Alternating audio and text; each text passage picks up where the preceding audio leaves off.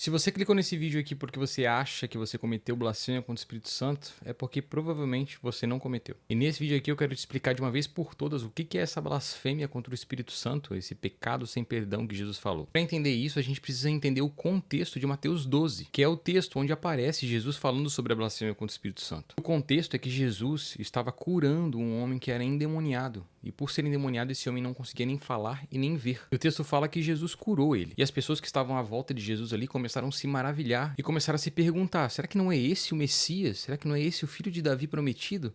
Baseado nos milagres que eles estavam vendo, que eram sinais maravilhosos. Só que os fariseus, vendo isso acontecer, eles começaram a questionar Jesus e dizer que Jesus estava fazendo aquilo, ele estava expulsando aquele demônio, não pelo poder de Deus, mas pelo poder do próprio demônio. Então Jesus fala para eles que uma casa dividida não pode subsistir, que o Satanás não pode expulsar Satanás, porque senão ele vai ficar dividido entre, a casa dele vai ficar dividida. E lá pro final do capítulo 12, ele vai dizer que se alguém disser alguma coisa contra o Filho do Homem, será perdoado, mas contra o Espírito Santo não será perdoado. Ou seja, esse texto mostra pra gente que a atitude dos fariseus de ver o milagre de Jesus, de ver uma obra divina e atribuir ela ao diabo e negar, isso é de fato a blasfêmia contra o Espírito Santo. Então a blasfêmia, ela vem de um coração que nega a Deus, nega ativamente a Deus. Não é um coração que nega sem saber ou nega por causa da ignorância. Não, é alguém que vê as maravilhas de Deus, entende que é Deus e mesmo assim nega Deus. E é um pecado que não tem perdão justamente por isso, porque a pessoa está com o coração tão fechado, tão endurecido, ao ponto de que o próprio Espírito Santo, que é aquele que convence o homem do pecado, da justiça e do juízo,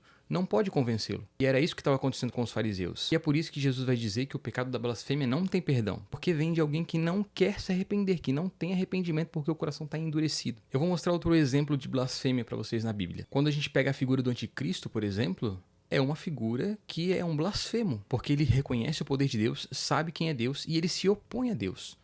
Não é alguém que faz baseado na ignorância. Ele ativamente escolhe negar, escolhe não crer em Deus, escolhe difamar, escolhe negar. Outro exemplo também está lá em Mateus 28. As mulheres vão lá no sepulcro de Jesus para poder perfumar, passar óleos no corpo de Jesus, né? É um ritual judaico. E o versículo 2 do capítulo 28 vai dizer que teve um grande terremoto e um anjo de Deus rolou a pedra e os guardas que estavam ali guardando o corpo de Jesus viram aquilo e caíram no chão tremendo de medo. Então o anjo aparece para as mulheres que foram ali ungir o corpo de Jesus, anunciando a ressurreição dele e falando para elas irem e contarem para os discípulos. A partir do versículo 11 a gente vai ler que os guardas foram até os fariseus e contaram para o chefe dos sacerdotes tudo o que havia acontecido. Então eles relataram, Eles falaram que viram um anjo, que o anjo rolou a pedra. E o que os sacerdotes fizeram foi subornar esses guardas para que eles não contassem a verdade, para que eles mentissem e dissessem que os discípulos de Jesus foram lá e roubaram o corpo dele para dizer que ele tinha ressuscitado. Então você vê aí também, tanto nos sacerdotes, no chefe dos sacerdotes, quanto nos guardas,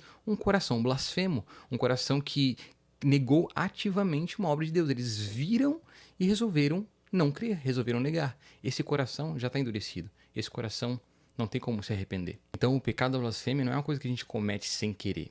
Se a gente tem um sentimento de arrependimento, já é um atestado de que a gente não cometeu uma blasfêmia contra o Espírito Santo, porque o Espírito Santo está trabalhando em nós em arrependimento.